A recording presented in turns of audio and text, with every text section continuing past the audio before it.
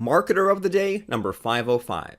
Differentiate yourself in the marketplace, provide a superior solution, and dial in your ideal group of clients with biohacker and ex-gym founder PJ Glassey. Hey everyone, we're so glad you're listening. We're talking right now with PJ Glassey, and you can find out PJ's website at xgym.com. And he's the founder of X Gyms in the Seattle area, where he invented his own methodology to save time, decrease injury rate, and tone muscle instead of bulking it up. So we're gonna hear all about PJ's business, what he does differently, and how he's one of the top fitness bloggers, and how he continues to create free content for people through his blog, his partner blog, and his various X Gym blogs. So PJ, glad to be talking to you.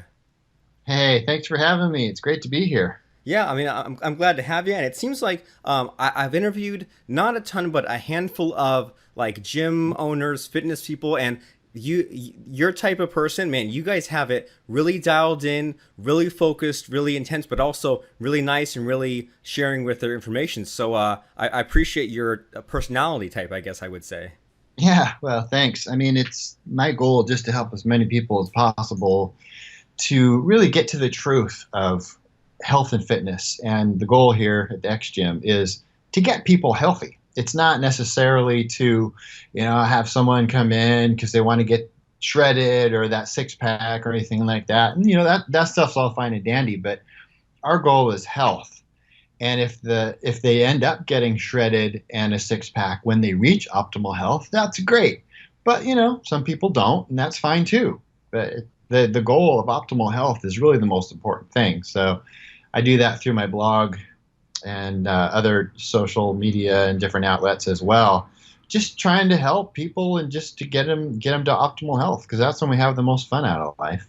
Super cool. I agree. Yeah, when you're healthy, you live longer, you enjoy stuff better. I mean, it's all upsides. And so I'm really curious about what you've done to differentiate yourself, because I mean, as you know, the world is just lousy with gyms, right? There's one on almost every corner. There's tons of people blogging and teaching fitness. And so how do you differentiate yourself? Is it this whole thing you're talking about of being healthy, not just looking good, but having your body be better, or is it something else? Yes, well, it's both. So my online presence is more about health, and I'm a biohacker, and so I tend to do a lot of experiments on myself and experiments on friends and family and experiments on X Gym members, and trying to find the new stuff. And I spend 2 or more hours a day researching the new studies and things that have come out all the time, because every day there's something new. It's really exciting. So I'm just trying to find shortcuts, and my whole thing is shortcuts. And the X Gym is a shortcut because the workout takes just 21 minutes twice a week. And so it's a big time saver. And that's where most of our clients come from, is just super busy people. So the emphasis to the X Gym, the focus there is marketing to people who are really busy. But once they get into the X Gym, we try to get them focused on health as the number one goal. And then for my other channels and blog and everything, it's more about the health thing and shortcuts to health, also shortcuts to fitness, but just getting there as fast as possible to reach optimal health is the ultimate goal. Well, great. So, and that sounds like a great solution for people in this day and age who are busy or dreading the extra time commitment of going to the gym or getting healthy and things like that. And so, I mean, how did you get from there to here? Did the gym come first? Did the websites come first? How did that evolve? Yeah, so I got my degree in exercise science from SPU, South Pacific University, back in the 80s. And then I started training people out of their homes. And my goal was to develop an exercise system that solved the 3 main problems I saw with traditional training. 1, it's dangerous, so people get hurt a lot. 2, it's great at bulking people up, but most people don't want that anymore nowadays. Bodybuilding and getting huge and jacked and all that stuff was cool back in the 80s, but it started to fall out of favor into the 90s, and that's when I was really getting my big start. And so I wanted to develop something that would tone and condition and strengthen without making people bigger. And then the third thing was just the time. So traditional training takes a lot of time. There's, doing all of those sets and all of those reps and, progressive lifting and all that kind of stuff. It's at least an hour 3 times a week, minimum.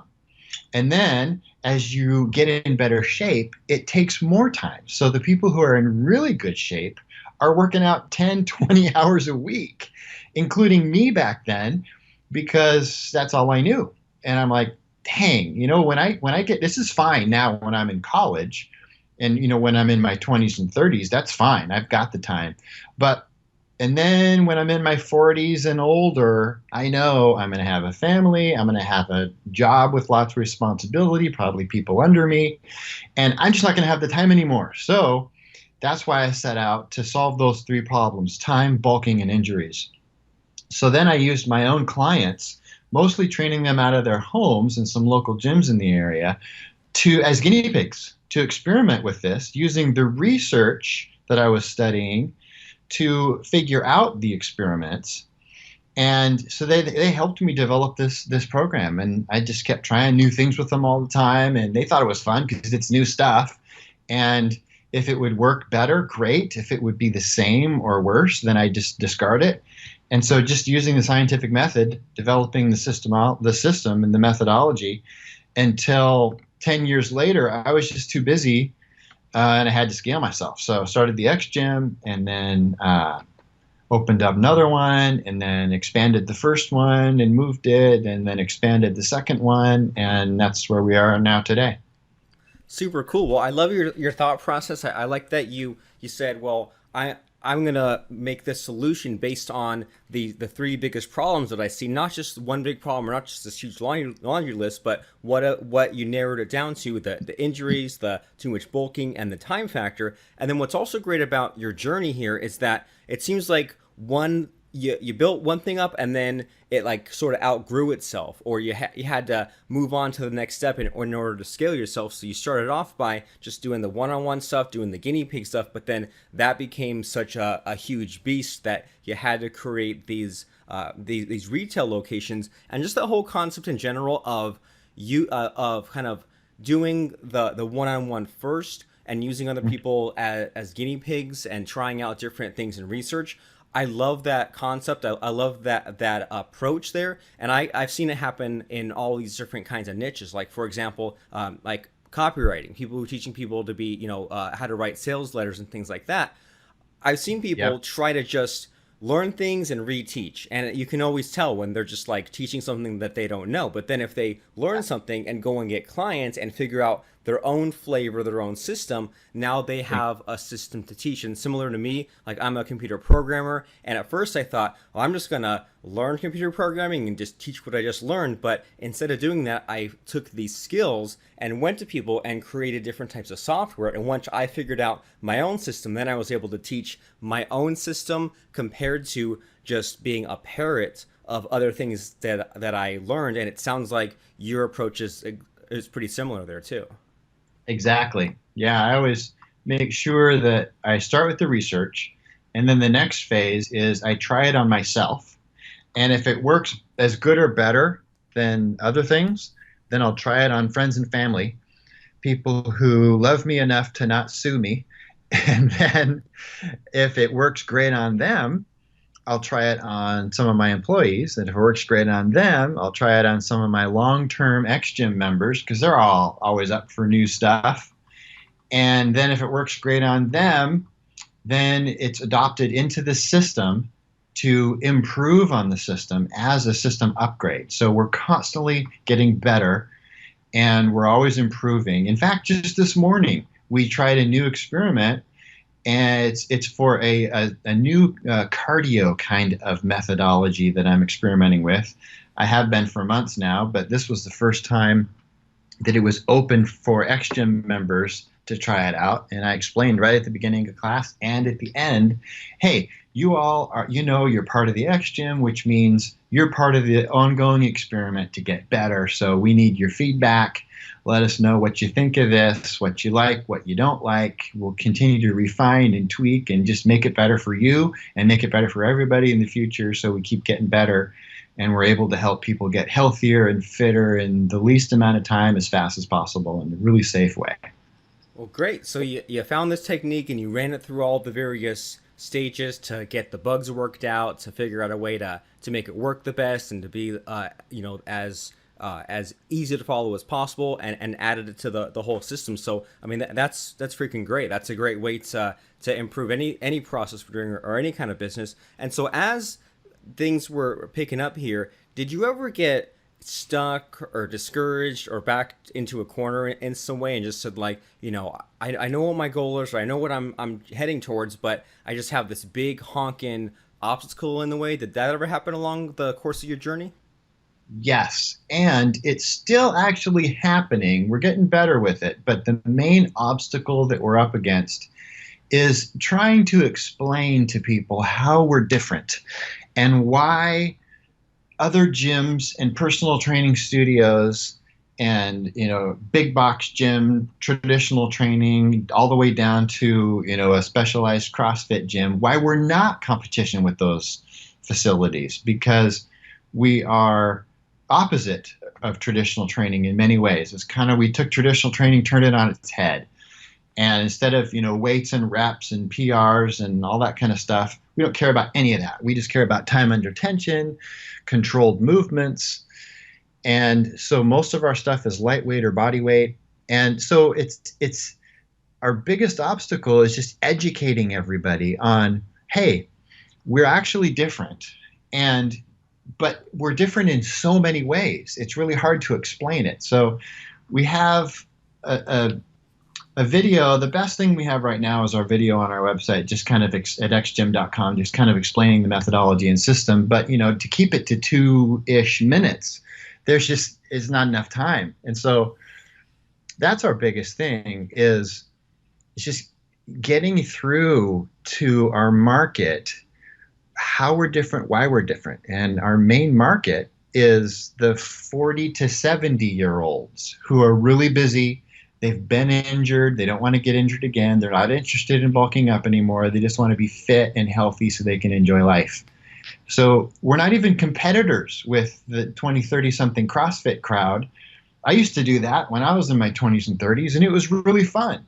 Setting PRs and lifting a bunch of weight and doing reps and working out with other people and, encouraging each other and yelling at each other in a big group. That's great for that age. And I certainly encourage people to do that. Whatever is best for them at that point in their life, they should do, because anything is better than sitting on the couch. But then when people get into their 40s and they start getting busy, they need something that is more suited to their real busy lifestyle. And of course, we still have 20 and 30 somethings, and we even have people in their 70s and 80s. But the main part of our bell curve is 40 to 60 up into 70, including what we just were approved for Silver Sneakers, which is the 65 and older group. And so we're even covered by insurance for a lot of their supplemental insurance programs, which is really exciting, because we're perfect for that demo just because of our safety and how adjustable it is, our program is, to any fitness level. That is super cool, and yeah, I find that really interesting. In that there's that one aspect of having to educate people a little bit, but once they're educated, then it makes it clear how you guys stand out, where you're in a separate category from all those other gyms, where then there's so many of them, but there's only one of you guys. And then you looked at all the possible things people could do, and you said, 80% of this isn't what we're gonna do. Most of this that you could do is what we're just gonna drop and ignore. We're gonna focus on this really specific stuff. That way we have a really clear message, and it's almost like a mission kind of thing, like a passion sort of thing of, have you been frustrated with all this usual just garbage with the gym? Well, let's have something that's more focused, better for your age group. You won't get injured, and you have that ideal customer, you have that main demographic, but it's not like you're ignoring the others. You're just saying that this is the best bang for our buck. So I found that whole thing really interesting. Yes. Yeah, it's we're here to service a purpose to a certain kind of person. And there's really been a hole in the industry for X generation and beyond because for those people, they've done traditional training, they've done big box gyms, they've done smaller, intense group kind of training, and it was fun while it lasted, but they don't have time for it anymore. Plus, they're looking for something more focused, something that can be more customizable for them, and it just fits their personality because people change over time. So that's what we're here for, and that's what we're here to provide, is to fill that big hole. And but it takes some education to get to those groups, the X gens and the silent generation above them, and to explain, hey, you guys don't think there's anything out there for you because all you really see is the CrossFits and the Orange Theories and the big box gyms that you're not interested in anymore. And so you think, well, gosh, I guess I guess I'm going to go. I have to do walking around the block, and or whatever, and it's at home or online or some sort of video, and they're really frustrated, and they want to go work out somewhere. And so it's getting to them and explaining, hey, we're the boutique gym, so you don't have a whole bunch of people walking around, big crowds, and we're actually specialized for your demographic. And so it's a matter of just getting to them and explaining it, and they get it. They get it fast, and they understand because they're smart. But again, it just comes back to that obstacle question. Yeah, and it sounds like these other gyms have left it wide open for you. And so now I'm curious about what you guys have done as far as your advertising and marketing. What have you been doing to get the word out? Well, it's mostly SEO and word of mouth.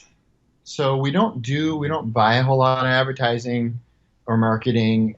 We have a newsletter list, and we do the newsletter, which is great.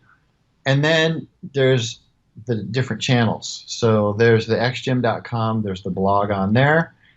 There's my personal blog, and there's a couple of those. So pjfit.com is personal blog, which I'm migrating over to a new blog or website with a blog section to it and a vlog section to it with my fiance, who is also passionate about helping people get healthy. And so that's beejandpeej.com. And so doing a lot of there, and then putting out just really good content with our Instagrams and Facebook and stuff like that. And just giving away a lot of stuff for free, just trying to help people to, of course, help them, but also establish us as the expert. And so people tend to come to us now when they want an answer for something. And that's really our goal, is to be a resource for people to come, so they don't have to go on the web and try to Google it and then get confused about all the conflicting information. So they can come to us to figure out, what the recent research says, and we can tell them, because we've done the research and we've made sense of it. And based on my degree in college education, I know how to read research studies and to find which ones are non-biased and which ones are quality peer-reviewed. And so I can sift through all that stuff where normal people, just the lame person, just can't. And they wouldn't even want to put in the time to learn how anyways.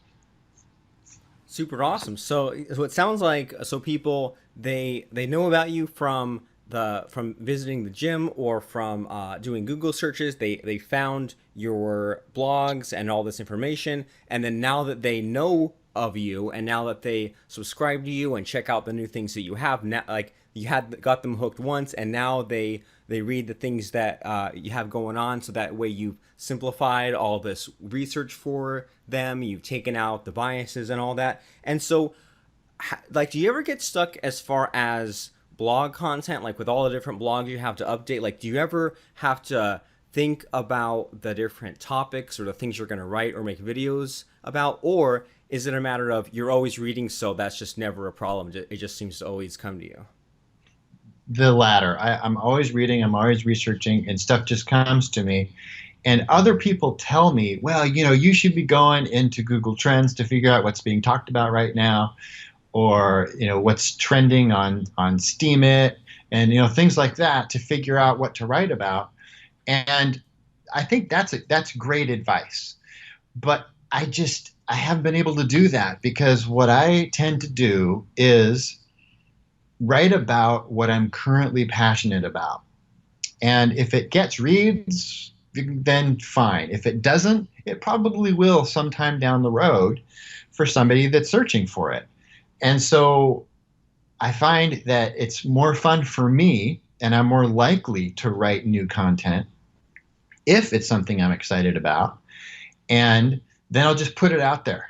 And just once I put it out there, it's out there and it stays out there. And then if somebody finds it and it helps them, that's fantastic. So that's kind of the way I do it. Although it probably, if somebody wants to really promote themselves effectively and grow their readership and all that kind of stuff, it's probably smarter to go with the trends and they're right about that stuff. And I've tried it, but like I say, I just can't do it because it feels forced.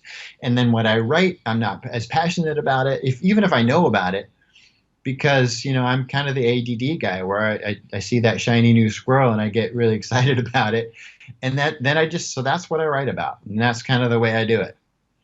Okay, great. And nothing wrong with that. It's what works for you. And then some people might come up with these topics based on the trends, or they might be like you, where you have so much going on. There's so much that you're always reading, checking out, passionate about. So why mess with what works? You're always going to have that sort of ever overflowing fountain of new things to talk about. And I mean, it sounds like you post things, you put so much stuff out there so frequently that you're probably hitting those trends anyway, right? Yes, it's true. And what I really need, and just talking this through, I have a social media person so I'm gonna contact them and have them focus on all the trend stuff, and then find something I've already written, and then put it out there because I've written hundreds of posts and I've got a book out, and so there's a lot of content out there, and I've made hundreds of YouTubes, but I'm a horrible promoter. So once I make the content that I'm passionate about, I need to be a lot better at pushing it out there and making sure people know it's there.